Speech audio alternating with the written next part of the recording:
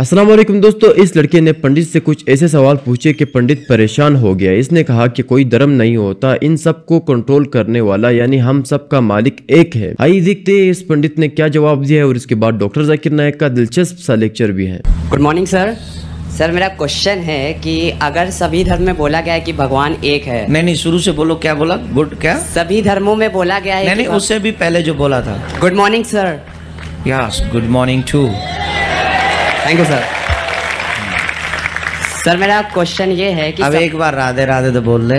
Sir Radhe Radhe. Sir सभी धर्मों में बोला गया है कि भगवान एक है, गॉड इज वन। तो और ये भी बोला गया है कि जो उनकी धार्मिक किताबें हैं वो भगवान ने खुद बोली हैं, जैसे लीजिए गीता ले लीजिए। लेकिन सभी धर्मों में एक बात, जो किताबें हैं सब में अलग अलग बातें लिखी हैं। अगर भगवान एक है तो बातें अलग अलग क्यों? या तो भगवान गलत है या तो धर्म। भगवान ही गलत होगा। भगवान गलत हो नहीं सकता तो धर्म गलत है। कर्म की प्रधानता होनी चाहिए, धर्म को छोड़ो। How old are you my dear? Sir 15 years old. 15 years old? Yes sir. Then you take decision this type? Yes sir. This is a biggest decision. Sir ये मेरा एम भी है कि What? पूरे वर्ल्ड से रिलीजन को हटाना और कर्म बड़ा होना चाहिए। Very good. सर मैं जब कल आया था मैंने देखा इतनी भीड़, मुझे बड़ा अच्छा लगा। लेकिन सर एक दिन मैं भी वहाँ बैठा हूँगा और इतनी भीड़ को बता रहा हूँ। बस फ़र्क इतना है, आप भगवान और धर्म को लेकर चलते हैं, मैं भगवान कर्म को लेकर चलूँगा। तो अच्छी बात है। लेकिन do you know about our religion? Sir religion, sir Hindu धर्म की बात करें तो सर असल में वो कोई धर्म नहीं था। पर जब बाकी धर्म बने, बौद्ध धर्म और मुस्लिम लोग यहाँ पर आए तो उन्होंने हमें नाम दिया हिंदू, क्योंकि हम सिंधु नदी किनारे रहते थे।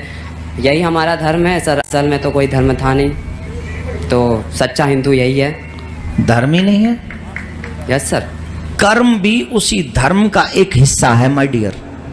पर सर धर्म से बुराइयां जन्म लेती हैं। नहीं, कोई बुराई नहीं जन्म लेती। सर एज फॉर एग्जांपल अगर हम पिछले बहुत सतयुग में जाएं तो जब शादी होती थी तो जो लड़की वाले होते थे वो दहेज में कुछ लेते थे, पर पंडितों ने सिस्टम बदल के आज उन लोग को दहेज देना पड़ रहा है।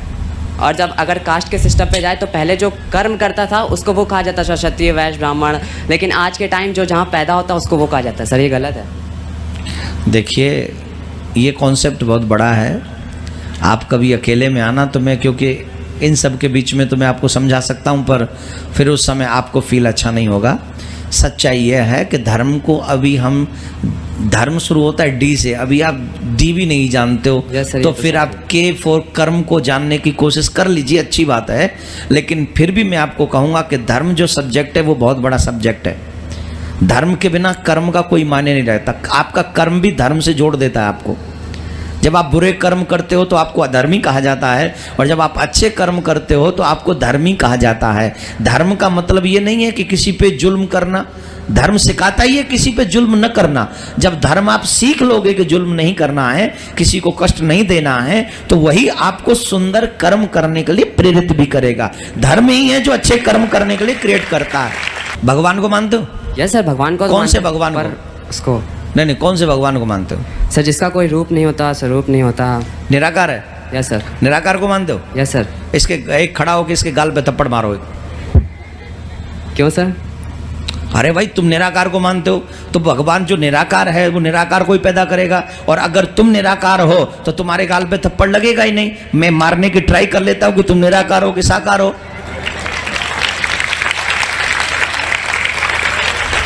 आप ताली बजाते हो, मुझे उस बच्चे के लिए बुरा फील होता है। आप ताली मत बजाओ। मैं ये जितनी भी लैंग्वेज बोल रहा हूं, मैं सिर्फ उसको एक अर्थ समझाने की कोशिश कर रहा हूं, और मेरा उसके पीछे कोई उद्देश्य नहीं है। आप निराकार को मानते हो, ये अच्छी बात है। भगवान दोनों ही रूपों में उपलब्ध है। वो निराकार में भी उपलब्ध है और वो साकार में भी उपलब्ध है। आप जिस ईश्वर को जिस रूप में भजोगे, रामायण भी इसका प्रमाण देती है। भगवान कहाँ है? बोले, बहुत अच्छा भाव है। अभी वो चौपाई मेरे दिमाग से उड़ रही है। जाकी रही भावना जैसी, प्रभु मूरत देखी तिन तैसी। आपने कहा था कि हर रिलीजन में लिखा है, कि हर बुक में लिखा है कि भगवान एक है, खुदा एक है। तो मैं ये कहना चाहता था कि इस्लाम को क्यों फॉलो करना चाहिए? माशाल्लाह, भाई साहब ने बहुत अच्छा सवाल पूछा, अहम सवाल, कि अगर हर मज़हब, हर धर्म की किताब में लिखा है कि भगवान एक है, तो मुझे इस्लामी क्यों फॉलो करना चाहिए? बहुत अच्छा सवाल। अगर हिंदुइज्म में लिखा भगवान एक है, क्रिश्चियनिटी में लिखा भगवान एक है, इस्लाम में लिखा भगवान एक है, तो मुझे इस्लामी क्यों फॉलो करना चाहिए? मैं हिंदू ही रहूँगा, मैं ईसाई रहूँगा। बहुत अच्छा सवाल है। मैं ये कहना चाहता हूँ कि जिस तरीके से मैंने तकरीर की थी चंद साल पहले 1993 में इसी कैंपस में, Quran and modern science, Quran और जदीद साइंस, और उसके ज़रिए मैंने ये साबित किया कि कुरान अल्लाह की आखिरी किताब है। अगर आप इस साइंस से दूसरे मज़हब की किताबों को जांचते हैं तो बाकी मज़हब की किताब इस साइंस के टेस्ट पे नहीं उतरते हैं। लेकिन हम ये कहते हैं कि अल्लाह सुब्हानहू व तआला ने कई किताबें नाजिल की है। अल्लाह सुब्हानहू व तआला ने कई किताबें नाजिल की, नाम से सिर्फ 4 का जिक्र है कुरान मजीद में, तौराह, ज़बूर, इंजील और कुरान। तौराह वो वही है जो मूसा अलैहिस्सलाम पे नाजिल की थी। ज़बूर वो वही है, वो किताब है जो दाऊद अलैहिस्सलाम पे नाजिल की गई थी। इंजील वो किताब है जो ईसा अलैहिस्सलाम, जीसस का पीस बी अपॉन पे नाजिल की गई थी। और कुरान मजीद आखिरी किताब है जो आखिरी पैगम्बर मोहम्मद सल्लल्लाहु अलैहि वसल्लम पे नाजिल की गई थी। लेकिन कुरान मजीद में ये भी लिखा है सूरह रअद में, सूरा नंबर 13 आयत नंबर 38 में, कुल्ल अजलिन किताब, और हर दौर में हमने किताब नाजिल की है। यानी अल्लाह ताला ने बहुत सी किताबें नाजिल की है, सिर्फ 4 का जिक्र है। लेकिन जितने भी किताबें कुरान मजीद के पहले नाजिल हुई थी वो सिर्फ एक ग्रोह के लिए नाजिल की गई थी और एक वक्त के लिए नाजिल की गई थी। जिस तरीके से बाइबल में लिखा है, gospel of Matthew chapter number 15 verse 24, gospel of Matthew chapter number 10 verse number 5 और 6, कि ईसा अलैहिस्सलाम सिर्फ बनी इसराइल के लिए भेजे गए थे, तो इंजील सिर्फ बनी इसराइल के लिए भेजे गए थे। उसी तरीके से जितने भी किताबें, जितने भी पैगंबर मोहम्मद सल्लल्लाहु अलैहि वसल्लम के पहले या कुरान के पहले नाजिल की गई किताब, वो सिर्फ एक महदूद वक्त के लिए थे और एक ग्रोह के लिए था। लेकिन क्योंकि कुरान मजीद आखिरी कलाम है अल्लाह सुब्हानहू व तआला की और मोहम्मद सल्लल्लाहु अलैहि वसल्लम आखिरी पैगंबर है, वो सिर्फ मुसलमानों के लिए नहीं भेजे गए थे, सिर्फ अरबों के लिए नहीं भेजे गए थे। कुरान मजीद में लिखा है सूरह इब्राहिम में सूरा नंबर 14 आयत नंबर 52 में, 52 में, सूरह इब्राहिम सूरा नंबर 14 आयत नंबर 1 में, सूरह अज़्ज़ुमर सूरा नंबर 39 वर्स नंबर 41 में, सूरह बकरा में सूरा नंबर 2 आयत नंबर 185 में, कि कुरान मजीद सारी इंसानियत के लिए नाजिल किया गया है। और मोहम्मद सल्लल्लाहु अलैहि वसल्लम सिर्फ मुस्लिम या सिर्फ अरबों के लिए नहीं भेजे गए थे। कुरान मजीद में जिक्र आता है सूरह अंबिया में सूरा नंबर 21 आयत नंबर 107 में, वमा अरसलनाका इल्ला रहमतल आलमीन, कि हमने मोहम्मद सल्लल्लाहु अलैहि वसल्लम को नहीं भेजा लेकिन सारी इंसानियत के लिए, सारे आलम के लिए और सारे जहां के लिए। तो ये कहना है कि जितने भी किताबें पहले आई, अल्लाह का पैगाम एक ही था, अल्लाह एक है। अल्लाह के पैगंबर अनेक थे लेकिन उनका अहम पैगाम एक ही था कि अल्लाह एक है और हम उसी की इबादत करें। लेकिन वक्त जाने के वजह से जितने भी पहले किताबें नाजिल की गई थी वो वक्त उनमें मिलावट आने लगी। और आप कोई भी स्कॉलर से पूछो, चाहे बिब्लिकल स्कॉलर पूछो, क्रिश्चियन स्कॉलर से पूछो, there are so many interpolation in the Bible. Bible में मिलावट है। अगर आप वेद के स्कॉलर से पूछेंगे वो कहेंगे वेद में मिलावट है। तो जितने भी किताबें पहले नाजिल की गई थी उनमें मिलावट है। जितने पैगंबर भेजे गए थे उनका पैगाम बदल चुका है। लेकिन एक अहम बात है कि ये किताब के अंदर मिलावट आने के बावजूद फिर भी हर मजहबी किताब में तौहीद है। हर मजहबी किताब में लिखा है कि भगवान एक है। तो मैं कहता हूं गैर मुसलमान से और मुस्लिम से भी कि आप मान लो कि एक किताब 100% खुदा की किताब है। कोई भी शख्स, कोई भी इंसान जो खुदा में मानता है उसे कोई भी एतराज नहीं होगा मानने के लिए कि एक किताब 100% खुदा की किताब है। हिंदू कहेगा वे 100% खुदा की है, क्रिश्चियन कहेगा बाइबल 100% खुदा की है, मुसलमान कहेगा कुरान 100% खुदा का है। No problem. तो मैं कहता हूं जो भी चीज़ ये मज़हब की किताबों में यकता है वो चीज़ पे हम अमल करें। और जब हम तहकीक करते हैं यकसानियत मिलती है कि खुदा एक है। दूसरी यकसानियत मिलती है कि सब किताबों में लिखा है कि आखिरी पैगंबर आने वाले हैं, उनका नाम है मोहम्मद सल्लल्लाहु अलैहि वसल्लम। अब बाइबल पढ़ेंगे बाइबल में लिखा है book of Deuteronomy chapter number 18 verse number 18 में, book of Deuteronomy chapter number 18 verse number 19 में, song of Solomon chapter number 5 verse number 16 में, in the book of Isaiah chapter number 29 verse number 12। ये old testament है। New testament पढ़ेंगे, लिखा है gospel of John chapter number 14 verse number 16, gospel of John chapter number 15 verse number 26, gospel of John chapter number 16 verse number 7, gospel of John chapter number 16 verse number 12 to 14। मैं कह सकता हूं कितने हवाले Bible में जिसमें लिखा है कि आखिरी पैगंबर आने वाले मोहम्मद सल्लल्लाहु अलैहि वसल्लम है। उसी तरीके से हम जब हिंदू मजहब की किताबों का मुताला करते हैं, उसमें लिखा है भविष्य पुराना पर्व 3 खंड 3 अध्याय 3 श्लोकास 5 से 8 तक, भविष्य पुराना पर्व 3 खंड 3 अध्याय 3 श्लोकास 10 to 27। इसमें लिखा है कि आखिरी पैगंबर मोहम्मद सल्लल्लाहु अलैहि वसल्लम आने वाले हैं। इसी तरीके से आप पढ़ेंगे Yajurveda chapter number 21 verse number 31, Yajurveda chapter number 21 verse number 55। आप अगर पढ़ेंगे Kuntap Sukta Atharvaveda book number 20 hymn number 127 verse number 114 में लिखा है मोहम्मद सल्लल्लाहु अलैहि वसल्लम आने वाले।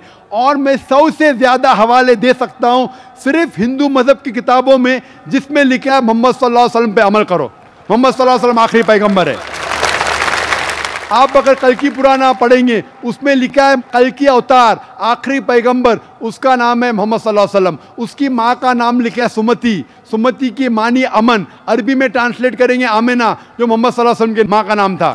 उसमें लिखा है कि इस कल्कि अवतार के वालिद का नाम है विष्णु यास। विष्णु यास मीन्स खुदा का बंदा, ट्रांसलेट करेंगे अरबी में अब्दुल्ला, वो था नाम मोहम्मद सल्लल्लाहु अलैहि वसल्लम वालिद का।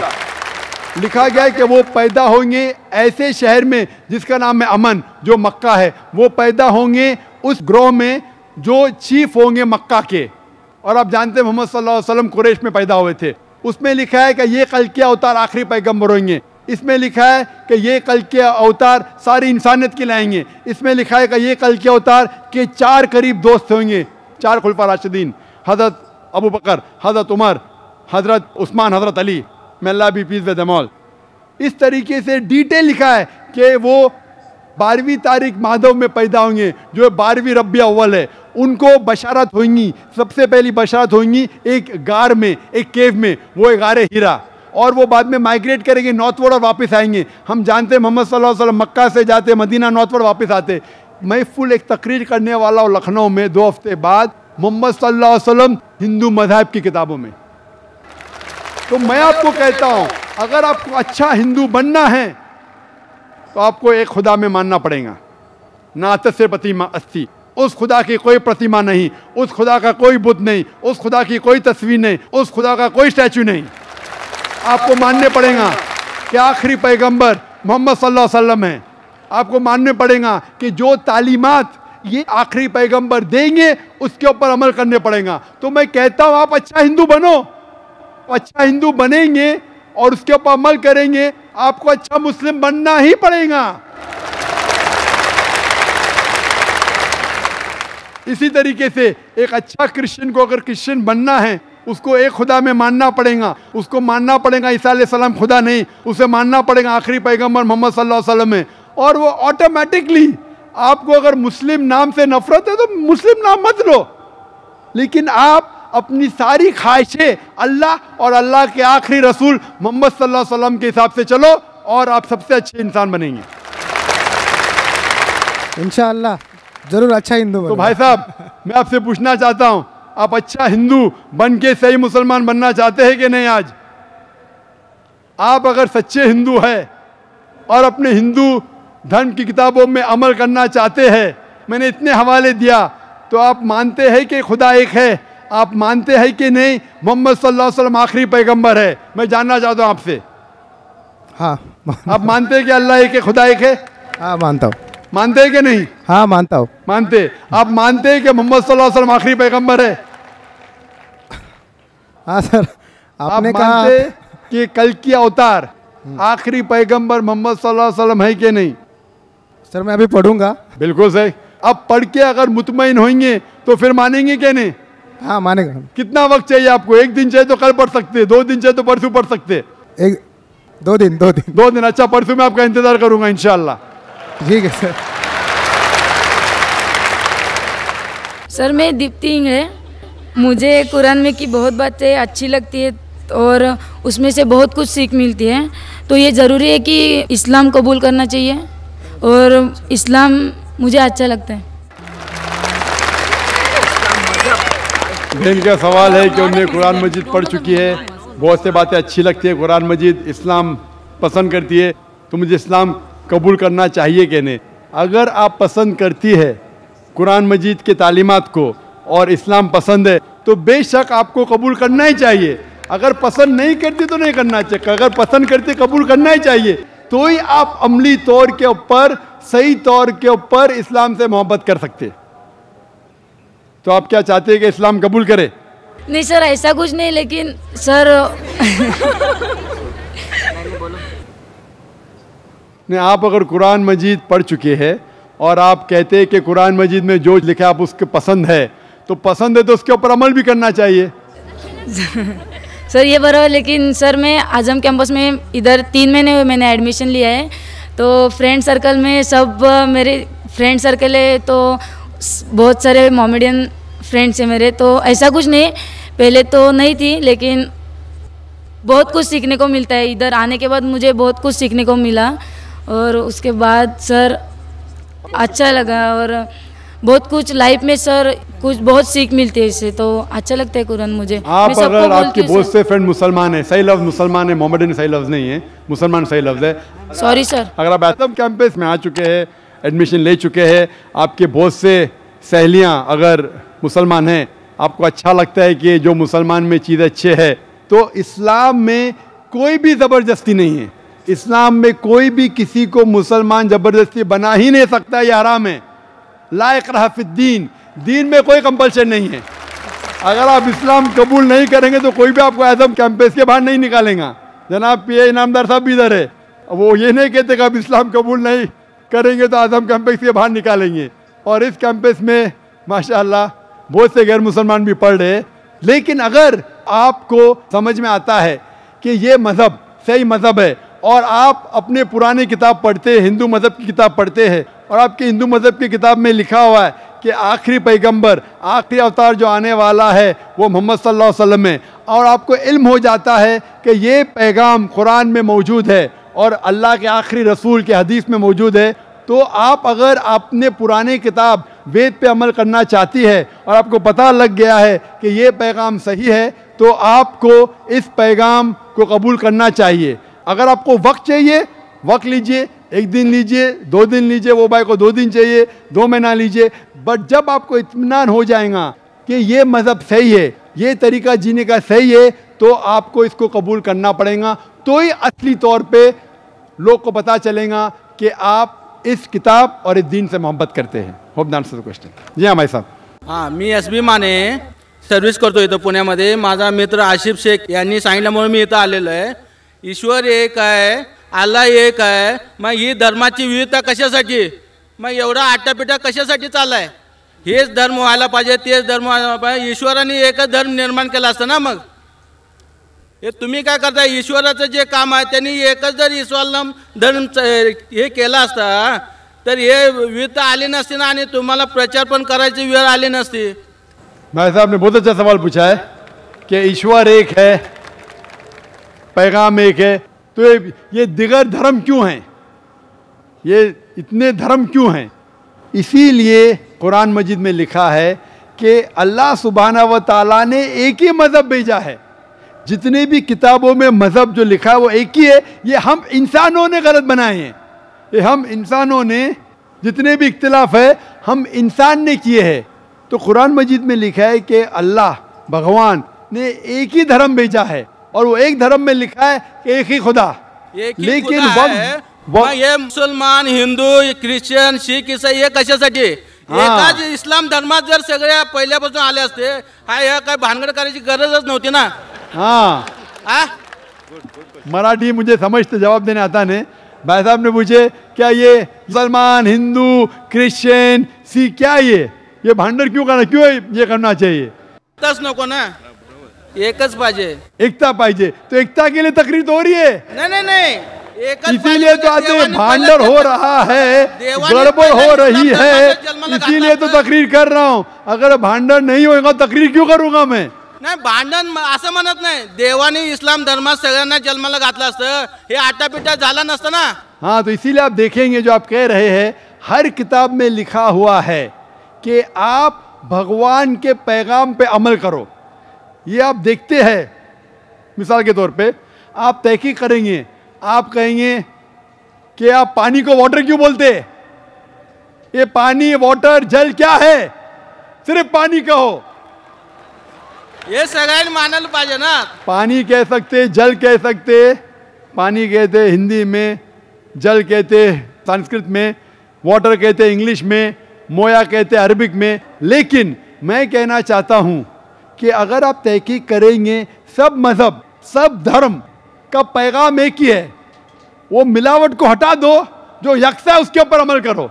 इसीलिए मैं कहता हूं, अगर आपको जितने, डॉक्टर साहेब, आपको जितने समजलं नाही, सगळे जर इस्लाम धर्मात आले असते ना, हे तुम्ही आटापिटा करायची गरज नव्हती. म्हणजे देवाने पहिलं ते जन्म तिथं घालायला पाहिजे होतं. पण हे विविधता का तयार झाले, असं का व्हावं? तुमचं काय मत आहे याच्याबद्दल? क्या बोले, जरा मराठी इतनी मेरी अच्छी नहीं, समझ गया हूं मैं. आप ये कहना चाहते हैं कि आप क्यों कहते हैं कि इस्लाम ही सही है? नहीं, आप इस्लाम बोल रहे हैं तो भगवान ने वो इस्लामी एक ही करना मांगता था ना. वो हिंदू, मुस्लिम, सिख इसे ऐसा क्यों हुआ? भाई साहब, मैं आपके सवाल को अच्छे से समझ चुका हूं. आप शायद हिंदी नहीं समझते. मैं जवाब देने जा रहा हूं, बीच में बोल रहे. अब मैं जवाब देने जा रहा हूं, बीच में बोल रहे. आपका सवाल है कि अगर धर्म एक है तो ये अलग अलग धर्म के नाम क्यों हैं? ईसाई, सिख, बुद्ध, इस्लाम क्यों? तो उसका ही तो जवाब दे रहा हूं मैं. हाँ, बोलो. भगवान ने, ईश्वर ने एक ही धर्म भेजा. वो है कि एक भगवान में मानो और उसके पैगाम पे अमल करो. लेकिन जितने भी पैगंबर आए, जब ये पैगाम लेके आए, उसके मानने वालों ने आस्ते आस्ते उस पैगाम में तब्दीली ले आए. और आपके पहले एक भाई ने यही सवाल पूछा था, तो मैंने ये जवाब दिया था कि पैगाम तो सब पैगंबर का एक था कि भगवान एक है, ईश्वर एक है और सिर्फ एक भगवान में मानना चाहिए. बुत परस्ती गलत है, भगवान का बुत नहीं बनाना चाहिए, भगवान ने बेटा नहीं जना. लेकिन वक्त जाने के वजह से इस पैगाम में तब्दीली आने लगी. जब तब्दीली आए तो भगवान ने दूसरे पैगंबर को भेजा, फिर तब्दीली आए, फिर पैगंबर भेजा. इस तरीके से 1,24,000 पैगंबर इस धरती पे आए. और जितने भी पैगंबर आए वो सिर्फ अपने लोग को सही रास्ता दिखाने के लिए आए. और आखिरी पैगंबर से मोहम्मद सल्लल्लाहु अलैहि वसल्लम. तो मैं ये कहता हूं आपसे, अगर इख्तिलाफ है तो मैं ये कहता हूं कि जो यकसा है सारे मजहब की किताबों में, कम से कम उस पर तो अमल करो. मैं आपसे पूछना चाहता हूं, आप बोलते सब धर्म है के बराबर, तो आपकी किताब में लिखा है मोहम्मद सल्लल्लाहु अलैहि वसल्लम के बारे में, आप क्या मोहम्मद सल्लल्लाहु अलैहि वसल्लम को मानते हैं? मैं आपसे पूछना चाहता हूं भाई साहब. मी ईश्वराला मानतो. बिल्कुल सही. आपके किताब में भविष्य पुराना पर्व 3 खंड 3 अध्याय 3 श्लोका 5 से 8, भविष्य पुराना पर्व 3 खंड 3 अध्याय 3 श्लोका 10 से 27, यजुर्वेद चैप्टर 21, ये सब रेफरेंसेस दे रहा हूं मैं. यजुर्वेद के अंदर लिखा है, सर्ववेद में लिखा है, ऋग्वेद में लिखा है, सब में लिखा है. आप अगर उपनिषद पढ़ेंगे, पुराणाची सुद्धा मतिगुंग झालेली आहे. त्याच्या पुढचा मी सांगतो. मला सांगा, मैं आपसे पहले ये सवाल पूछता हूँ भाई साहब, एक ईश्वर में मानते हैं आप? हाँ, एक ईश्वर मानतो. बस मैं भी मानता हूँ. आप मानते उस ईश्वर में प्रतिमा नहीं है? नहीं है. नहीं है. कोई बुत नहीं है, कोई तस्वीर नहीं है. बस बिल्कुल सही. तो पहले में पास है आप, पहले स्टेज में आप पास है. सगळं मी मानतो. पहले स्टेज में पास है आप. तो ये बात आप जो हिंदू स्क्रिप्चर की मानते हैं, उसके आगे आपके धर्म की किताब में लिखा है कि कल की अवतार आने वाले, उस कल की अवतार के माँ का नाम है सुमति, उसके वालिद का नाम है विष्णु यश. भाई साहब, ये लेक्चर डिबेट नहीं हो रहा है. विचारतो त्याचं आता दुसरं उत्तर द्या. आप सुनिए. आपने ते झालं, ते कलकीचं मला नका सांगू. मी काय विचारतो, हिंसा मान्य आहे का तुम्हाला? आप हिंदी में बात करेंगे जरा, ये मराठी में लेक्चर नहीं हो रहा है. हिंसा मान्य है क्या? भाई साहब, ये तकरीर हिंदी में हो रही है, उर्दू में हो रही है. आप मुझे सवाल पूछ रहे, आपने ये पूछा कि हिंसा में आप मानते क्या नहीं? वायलेंस, इस्लाम के मानी है अमन. इस्लाम आता है लफ्ज सलाम से, जिसके मानी है अमन. इस्लाम धर्म है अमन का. आज हिंसा मान्य है क्या आपको? अगर उनको कुछ समझ में नहीं आता भाई साहब आपको, तो आप बाद में पूछ सकते हैं। अगर दूसरा कोई गैर मुस्लिम है जो हिंदी में सवाल करना चाहता है, ही इज मोस्ट वेलकम। ये बहनों की तरफ से कोई सवाल हो तो कर सकती हैं। Hello sir, I am doctor Bhagyashree. I want to ask you a question about the organ transplantation, because generally in medical field we encourage the blood donation for the patients who are suffering in a very critical condition, but after the brain death medical field encourages the organ donation like eye donation or liver donation, kidney donation. What is the Islam says about the organ donation? बहन ने सवाल पूछा है कि इस्लाम की राय क्या है organ donation के बारे में।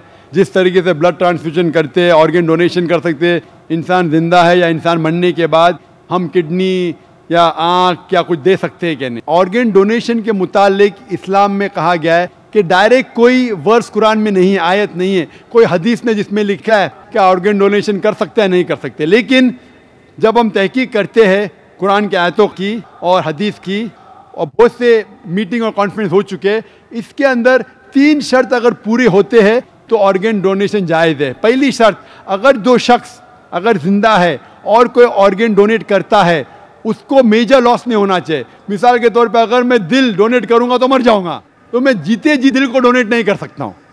लेकिन आज की साइंस कहती है कि इंसान के पास 2 किडनी है, अगर वो एक किडनी किसी को डोनेट करता है फिर भी वो एक किडनी के जरिए जी सकता है। तो अगर मेरी वालदा की किडनी फेल हो चुकी है और मैं एक किडनी मेरी वालदा को देता हूं तो ये जायज़ है।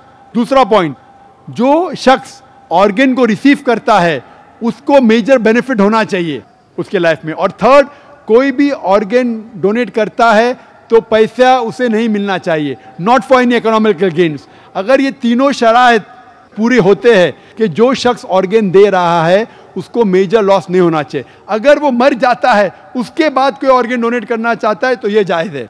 उसके बाद जो ऑर्गन रिसीव कर रहा है उसे मेजर बेनिफिट होना चाहिए उसके हेल्थ के अंदर। और थर्ड चीज़, पैसे के लिए कोई भी ऑर्गन डोनेट नहीं करना चाहिए। अगर ये तीनों शराइत उतरते हैं तो ऑर्गन ट्रांसप्लांटेशन, ऑर्गन डोनेशन जायज़ है। माइक नंबर 2 से। गुड इवनिंग सर, मेरा नाम महेश चौहान है, रहने को घोरपड़ी गांव में हूँ, आईटीसी में जॉब करता हूँ मैं। तो आपने जो भी इन्फॉर्मेशन दिया वो यहाँ पर बहुत अच्छा था, लेकिन एक सवाल करता हूँ। हिंदुइज़्म में 2 क्लास है, अपर क्लास और लोअर क्लास। तो लोअर क्लास को पहले ज़माने में ट्रीटमेंट बहुत बुरा मिलता था। तो मैं ये करना चाहता हूँ कि डॉक्टर बाबा साहेब आम्बेडकर उन्होंने बुद्धिज़्म ही क्यों चुना लोअर क्लास के लिए? भाई साहब ने बहुत अच्छा सवाल पूछा कि हिंदुइज़्म में 2 क्लास है, lower class, higher class. Actually Hinduism में 4 क्लास है, अपने टॉप और बॉटम को गिना। लोअर ही पकड़ता हूँ मैं बस। हाँ, 4 में बहुत कन्फ्यूजन है। हाँ लेकिन मैं क्योंकि तालिब इल्म दिगर मज़ाहिब का, मैं 2 कहूँगा तो लोग बोलेंगे मैं हिंदुइज़्म नहीं जानता हूँ। आप कहे तो प्रॉब्लम नहीं है, अपर एंड लोअर। मैं जानता हूँ कि ब्राह्मण है, क्षत्रिय है, वैश्या और शूद्रा है। 4 क्लास है। लर्नेड क्लास ब्राह्मण, जैसा आता है हिंदू मजहब किताब में कि भगवान से सिर से बने ब्राह्मण, चेस्ट से बने क्षत्रिय वॉरियर क्लास, और पेट या थाइज से बने वैश्या जो है बिजनेस क्लास, और फीट से शूद्रा। तो बाबा साहेब अम्बेडकर ने शूद्रा क्लास के लिए बुद्धिज्म ही क्यों चुना? बहुत अच्छा सवाल है। पहली चीज़ मैं ये कहना चाहता हूँ कि इस्लाम में कोई भी क्लास नहीं है, हाई क्लास और लो क्लास नहीं है। तो उसका जवाब बाद में दूंगा। पहले मैं ये कहना चाहता हूँ कि बाबा साहेब अम्बेडकर ने, अगर आप उनकी किताब पढ़ेंगे, उन्हें सबसे अच्छा मज़हब पसंद आया वो इस्लाम। उन्हें तहकीक की दिगर मज़हब की, सबसे अच्छा मज़हब पसंद आया इस्लाम। लेकिन हम मुसलमानों ने उन्हें अच्छे तौर से स्वागत नहीं किया, क्योंकि कई मुसलमान गांव खेड़ में जाएंगे, उनको हिंदुइज्म का इन्फ्लुएंस हुआ, वो भी जात पात में मानते, ऊपर जात नीचे जात। अफसोस की बात है, इस्लाम में कोई भी जात पात नहीं है। लेकिन कुछ मुसलमान हिंदू के साथ रह रह के वो भी कास्टिज्म में मानने लगे। आज की तारीख में भी आप अगर गांव खेड़े में जाएंगे तो कई मुसलमान जो समझते हैं मैं ऊंची क्लास का हूँ और ये मुसलमान नीचे क्लास का है। कई जगह जाएंगे मैं शेख हूँ, मैं हूँ सैयद, ऊंची क्लास। इस्लाम में ऐसा कुछ है ही नहीं। इस्लाम में अल्लाह ताला फरमाते सूरह हुजुरात में, सूरह नंबर 49, आयत नंबर 13 में, या अय्युहन नासु इन्ना खलकनाकुम मिन ज़किन व उनसा व जअलनाकुम शुअबन व क़बाइला लिताअरफू इन्न अक्रमकुम इंदल्लाहि अत्क़ाकुम इन्नल्लाह अलीमुन खबीर। जिसके मानिए कि ए इंसानों, हमने तुम्हें एक जोड़े से पैदा किया है, मर्द और औरत के, और आपको ग्रोह में बांटे हैं ताकि आप एक दूसरों को पहचान सको, ना कि आप एक दूसरों से नफरत करें। और आप में से सबसे बेहतरीन इंसान वो है जिसके पास तकवा है। तो इंसान एक क्राइटेरिया से ऊंचा या नीचा हो सकता है। जो आदमी के पास तकवा है, राइचियसनेस, पायरिटी, गॉड कॉन्शियसनेस, खुदा की अच्छी इबादत करता है, खुदा के पैगाम पे अमल करता है, वही इंसान ऊंचा है। पैसे के मामले से कोई आदमी ऊंचा नीचा नहीं हो सकता है, जिन्स के मामले से मर्द या औरत ऊंचा नहीं हो सकता है, या कलर से, सफ़ेद या काला रंग से कोई आदमी ऊंचा या नीचा नहीं हो सकता है। ऊंचा आदमी एक ही क्राइटेरिया से हो सकता है, अगर वो खुदा की इबादत करे, खुदा के पैगामात पे अमल करे, वो इंसान ऊंचा हो सकता है। लेकिन जब बाबा साहब अम्बेडकर ने तहकीक की, हमारे मुसलमान ने सही स्वागत नहीं किया, तो फिर वो सेकेंड बेस्ट रिलीजन पे गए जो था बुद्धिज्म। और आज जो दलित है उन्हें कहते हैं नियो बुद्धिस्ट। तो आप बाबा साहेब अम्बेडकर की किताब की तहकीक करेंगे, और मैं पढ़ चुका हूँ बाबा साहेब अम्बेडकर की किताबें, कई बार लिखा गया है उन किताबों में कि किस तरीके से हिंदू को सही रास्ते दिखाए। और हिंदुइज्म के बारे में मैं कहना नहीं चाहता हूँ, और ये सही मौका नहीं कहने के बारे में बाबा साहेब अम्बेडकर ने क्या लिखा हिंदू किताब के बारे में, कि वो मेरा मकसद नहीं है। लेकिन मैंने उनकी किताब पढ़ चुकी है, तो गलती थी अब मुसलमानों की। इसीलिए मैं कहता हूँ ये तकरीर का मौजू वही था, दावत या हलाकत। अगर आप गैर मुसलमान को इस्लाम का पैगाम नहीं पहुंचाएंगे, अल्लाह ताला आपको नष्ट कर देगा, अल्लाह ताला आपको हलाक करेगा। तो इस तकरीर का मौजू वही था, क्योंकि अब मुसलमानों ने सही तरीके से गैर मुसलमान को इस्लाम नहीं पेश किया। और जब बाबा साहब अम्बेडकर इस्लाम कबूल करना चाहते थे, हम मुसलमानों ने उनको सही तरीके से वेलकम नहीं किया, सही तरीके से स्वागत नहीं किया। इसीलिए बाबा साहब अम्बेडकर गए, नेक्स्ट बेस्ट रिलीजन वो है बुद्धिज्म।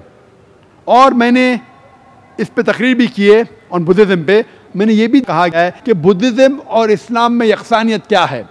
और इवन आप मान लो बाबा साहब अम्बेडकर की बात और आप बुद्धिज्म पे अमल करेंगे, फिर से आप लौट के बुद्धिज्म में ये भी लिखा है कि एक आखिरी मैत्री आने वाले, वो आखिरी मैत्री है मोहम्मद सल्लल्लाहु अलैहि वसल्लम।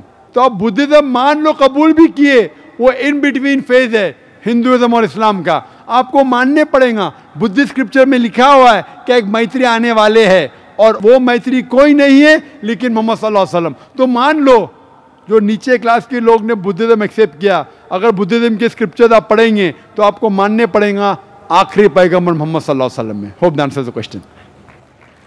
माइक नंबर 2 पे और कोई सवाल हो तो कर सकते हैं भाई लोग। मेरा नाम दुर्गेश सोलंकी है और मैं नॉन मुसलमान से हूँ। मेरा सरनेम सोलंकी, और रुखी समाज जो भंगी समाज कहते हैं वही समाज से हूँ। और मेरे छोटे 2 भाई मुसलमान बन गए हैं, और मैं सबसे बड़ा हूँ घर में, तो मैं अब मुसलमान बनना चाहता हूँ। उन लोगों ने मुझे समझाया है कि किस तरह से मुस्लिम है और क्या है। मुसलमान बोले तो दहशतवादी मुसलमान नहीं है। मेरा सवाल यही है कि आप मुझे कलमा पढ़ने से मैं मुसलमान पक्का किस तरह से बन जाऊँ। भाई साहब, आपने कहा कि आपके 2 छोटे भाई ने इस्लाम कबूल किया, अल्हम्दुलिल्लाह, हमको कंग्रेचुलेट करते। आप कहते कि आप मुसलमान बनना चाहते और किस तरीके से मुसलमान बन सकते। पहले मैं ये जानना चाहता हूँ, आप पे किसी ने जबरदस्ती तो नहीं की? नहीं सर, नहीं जबरदस्ती की, माशाअल्लाह। I like the मुसलमान। और अगर आप कहते दहशतगर्द मुसलमान जैसी चीज है ही नहीं है। हॉट कोल्ड समझे, हॉट कोल्ड है ही नहीं, तो हॉट होता है कोल्ड होता है। तो दहशतगर्द मुसलमान चीज ही नहीं है। अगर वो दहशतगर्द तो मुसलमान हो ही नहीं सकता है, अगर मुसलमान है तो दहशतगर्द नहीं हो सकता है। दोनों साथ में मुमकिन ही नहीं है। Yes sir, yes. I like this. तो आप मुझे बोलेंगे दहशतगर्द मुसलमान बनाओ, तो मैं बोलूंगा मैं तो नहीं बना सकता हूँ। मैं पक्का मुसलमान बनना चाहता हूँ। हाँ माशाल्लाह, मुसलमान बनना आपको मैं कह सकता हूँ। और दहशतगर्दी के बारे में परसों मेरी तकरीर है, क्या आतंकवाद मुसलमान की विरासत है, वो परसों तकरीर करता हूँ। लेकिन मुसलमान बनना बहुत आसान है, आपको कोई बाकी मजहब में कोई डुबकी लेने की ज़रूरत नहीं, ना कोई धागा बांधने की ज़रूरत है। सिर्फ आप अपने ज़बान से ये कबूल करेंगे कि भगवान एक है, खुदा एक है और उसके सिवा कोई नहीं है, और आखिरी पैगम्बर मोहम्मद सल्लल्लाहु अलैहि वसल्लम में आप मुस्लिम बन सकते। और अगर आप इस बात को मानते हैं तो मैं अरबी में दोहराऊंगा और आप भी दोहराइए। आप भाई साहब मानते हैं कि भगवान एक है? हाँ हाँ। आप मानते हैं कि खुदा एक है? हाँ हाँ माशाल्लाह। आप मानते हैं कि आखिरी पैगम्बर मोहम्मद सल्लल्लाहु अलैहि वसल्लम है? हाँ सर।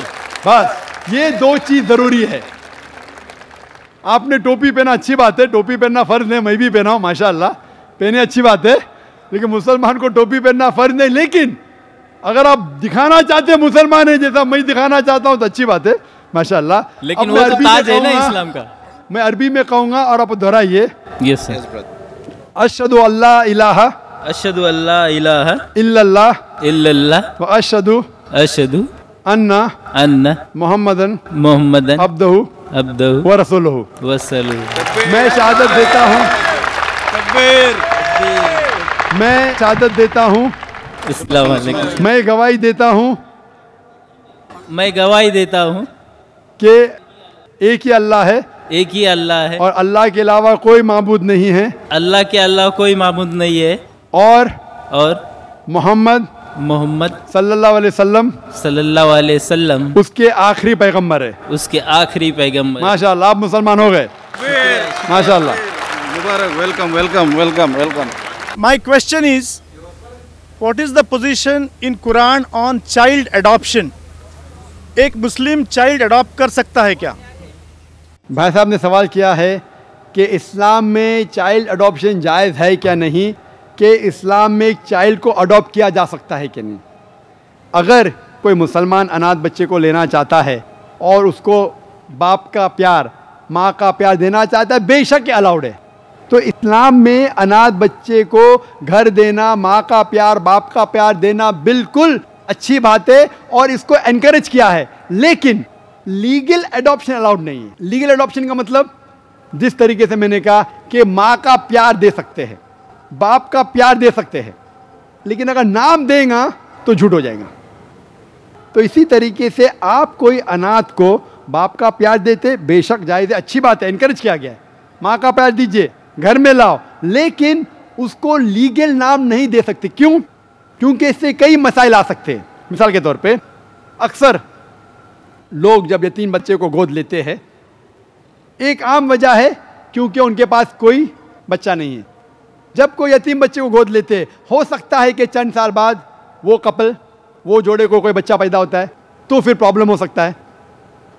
उसके अलावा अगर कोई शख्स एक लड़के को गोद लेता है, जब लड़का बड़ा होता है, बालिग होता है, 18 साल 20 साल का, क्योंकि वो उसका जनावा बेटा नहीं है, इस्लाम में हिजाब है। अगर कोई नामहरम कोई बालिग लड़के के सामने आती है, हिजाब करना फ़र्ज़ है। तो इसके अंदर जब बेटा बड़ा होगा तो उसको माँ के साथ हिजाब करने पड़ेगा।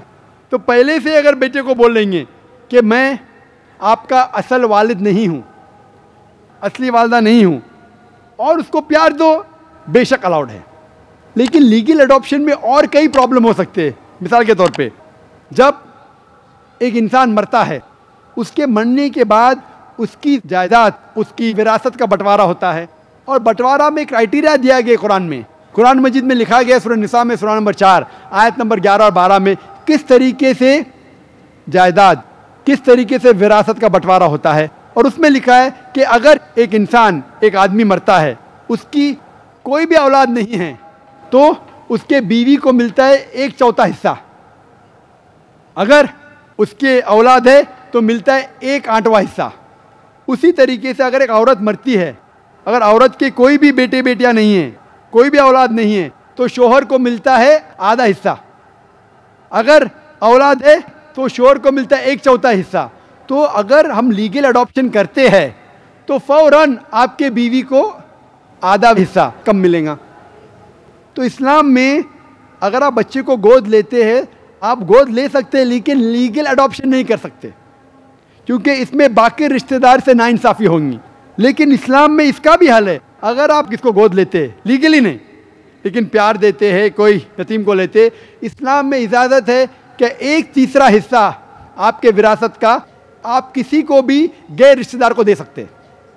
तो अगर आप किसी को माँ का प्यार, बाप का प्यार देते हैं, वालिद वालदा का प्यार देते हैं, और अगर आपके विरासत में हिस्सा देना चाहते हैं, तो मैक्सिमम आप 1/3 दे सकते हैं। लेकिन विदाउट मेंशनिंग अगर आप लीगल अडॉप्शन करते हैं, तो आपके बाकी रिश्तेदार और कई रिश्तेदारों की जो उनको शेयर होना चाहिए वो मिल जाता है आधा। तो इसमें देयर इज इनजस्टिस डन। तो इसके वजह से, हिजाब के वजह से, इनजस्टिस के वजह से, विरासत के वजह से legal adoption is not allowed. Legal गोद लेना अलाउड नहीं। लेकिन अगर आप किसी को माँ का प्यार, बाप का प्यार देना चाहते हैं, उसको घर देना चाहते हैं, तो कोई हर्ज नहीं है। Hope that answers the question. Sure. यदि legally if he cannot adopt a child, if a Muslim cannot adopt a child legally, तो कुरान जब लिखा गया उसको 1400 साल हो गए। आज के तारीख में यदि लीगली अडॉप्शन करना वो बच्चे के लिए और वो इंसान के लिए जो अडॉप्ट करना चाहता है, दोनों के लिए यदि फायदेमंद साबित होता है, तो इसमें कोई बदलाव, इसमें कोई चेंज, इसमें कोई सुधार नहीं हो सकता। भाई साहब ये कहना चाहते हैं कि 1400 साल गुजर चुके हैं, अभी अगर लीगल अडॉप्शन बच्चे का फ़ायदा होता है तो कुरान में तब्दीली आ सकती है नहीं। लेकिन मेरे हिसाब से फ़ायदा नहीं होता है, और अल्लाह सुब्हाना व तआला भगवान जानता है क्या चीज़ इंसान के लिए फ़ायदेमंद है क्या नहीं। और ये किताब कुरान मजीद भगवान की, खुदा की आखिरी नाजिल की गई किताब है, जिसमें कोई भी कॉन्ट्रडिक्शन नहीं है। हम हमारे सोच से सोचते हैं कि ये शराब क्यों हराम है, अभी तो कई फ़ायदे हैं, मुझे ठंडी लगती है तो शराब पी सकता हूँ मैं, ये हमारी सोच है।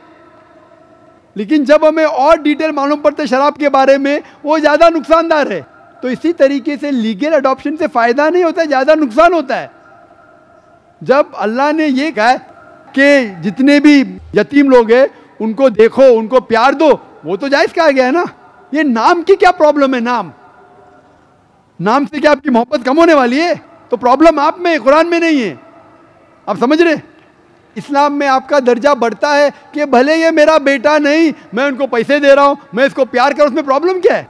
क्योंकि they can be other problem, they can be genetic problem. And further more, मैं मेरे बीवी से नाइंसाफ़ी करूँगा। अगर मेरे औलाद नहीं है और मैं कोई लड़के को गोद लेता हूँ, तो मैं नाइंसाफ़ी करता हूँ मेरे बीवी के साथ, उसकी जायदाद आधी हो जाती है, होती है क्या नहीं? मैं नाइंसाफ़ी कर रहा हूँ मेरी वालदा के साथ, मेरी वालदा की जायदाद भी आधी हो जाती है। तो इसके अंदर किसी से नाइंसाफ़ी ना हो, इसीलिए अल्लाह ने कहा है प्यार दो, मोहब्बत दो। लेकिन आज के लोग ज़्यादा मानते बनावट में, दिखावे के लिए। तो अब दिखावे के लिए करना चाहते हैं तो प्रॉब्लम है। तो इस्लाम में दिखावे के लिए नहीं करना चाहिए, अल्लाह के लिए करना चाहिए। Hope that answers the question. तो दोस्तों ये थी हमारी आज की वीडियो। उम्मीद है कि आपको पसंद आई होगी। इस तरह के दिलचस्प और लेटेस्ट वीडियोस देखने के लिए हमारे चैनल को सब्सक्राइब ज़रूर करें। अभी तक इधर ही हो तो उम्मीद है कि आपको पसंद आया होगा। और आपके जहन में कोई भी सवाल हो हमारे चैनल के हवाले से या डॉक्टर जाकिर नायक के हवाले से, आप पूछ सकते हैं। अगर आपको इस तरह की वीडियोस पसंद है, आप कमेंट में इसका नेक्स्ट पार्ट लिखें। इंशाल्लाह इसी बारे में हम दूसरी वीडियो भी आपके साथ शेयर करेंगे। और आपको कोई भी टॉपिक पसंद हो, आप कमेंट करें, हम वही टॉपिक भी आपके साथ शेयर करेंगे। वीडियो कैसी लगी, पसंद आई, ये कमेंट सेक्शन में ज़रूर बताएं। आज के लिए इतना ही, मिलते हैं नेक्स्ट वीडियो में या नेक्स्ट लाइव स्ट्रीम में। अल्लाह हाफिज़।